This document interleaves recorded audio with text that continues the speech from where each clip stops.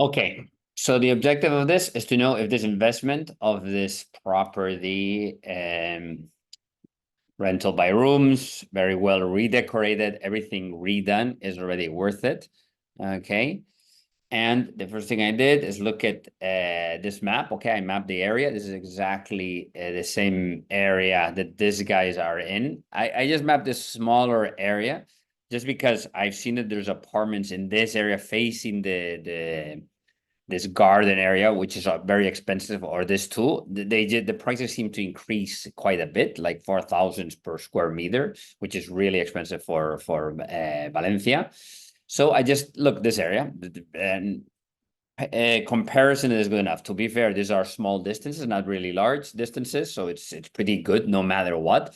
But there seems to be a big premium put on the views that you get, up there. Okay, and we can look at it. But this is more Verde area. Okay, that actually has. You can see it here in the map.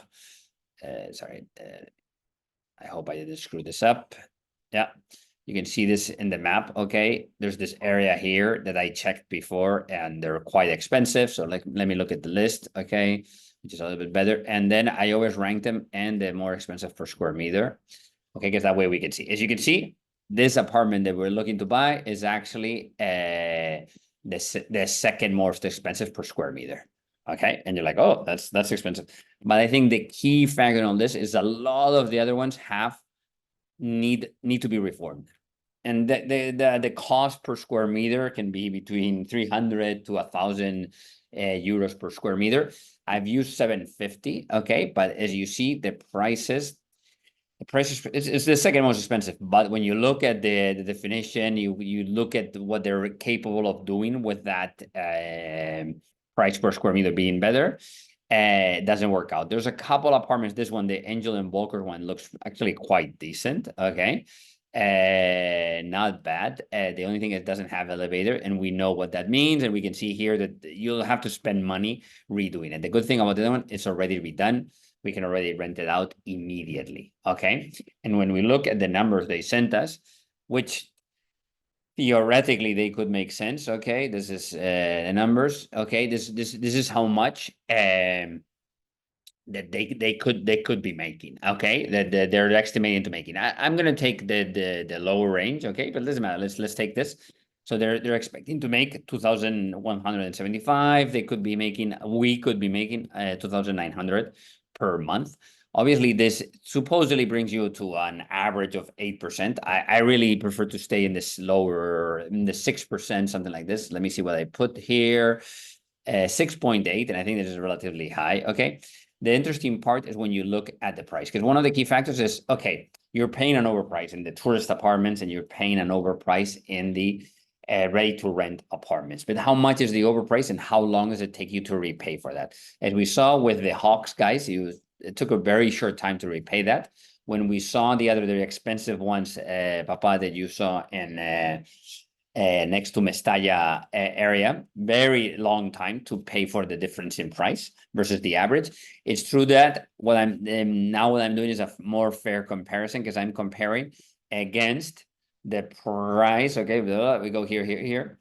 I'm looking at the average price. Here the market prices are quite low. La Saidia said 2,000 euros. Okay, actually, if you see La Saidia, which is a pretty big neighborhood, hasn't really been growing.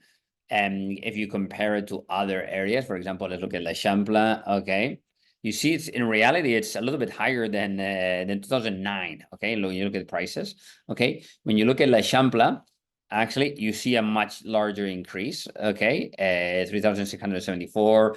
So you know what I mean, a steady La Saidia didn't really have that one. Okay, that kind of growth, which is a little bit exceptional. You see here this is the price it had in 2010. Okay, it peaked, but now it's down again. Okay, so it's actually only 200. It's 10% higher, but it's still 10% higher 12 years later. So in reality, it hasn't grown. But I think this is a little bit of an opportunity. It hasn't grown, but the areas around it have been growing. Okay, and that's what makes it interesting. Okay, Benimaclet. Okay, Benimaclet, for example, actually similar situation. Okay, it has grown a lot lately, but is really the peak of the pre-economic downturn, where it went down. They're recuperating, which is interesting. I think that means that there's bandwidth for them to grow, because obviously they should be growing the prices in this area. So I think that represents an opportunity. Okay, so this prices are relatively low. I'm counting that the area is a little bit better, so I'm increasing to 2,300. Okay, plus I'm adding, because it's completely redone, 750. And we went there with Papa, and we went with our technical support. So to revise this, and we were all very happy. Actually, it was the only apartment that we were like, okay, this is technically very well executed apartment. So the overprice is, then we can catch up, or we can recoup the overprice in 3.65 years. So not ideal, okay? You want to catch up a little bit faster in that sense, but at the same time, it's not super long period to do a catch up in terms of that, and the money can be coming in. Let's say it's even 6%. It's not bad for real estate. Actually, it's good. It's on average 80 or 90% higher than the average. So hey, I would bet on this. Okay, and the overall cost, and we'll talk about it via text, but I think it's a good one, and we should go for it. Then I just need to talk to the lawyer for the constitution of the family company,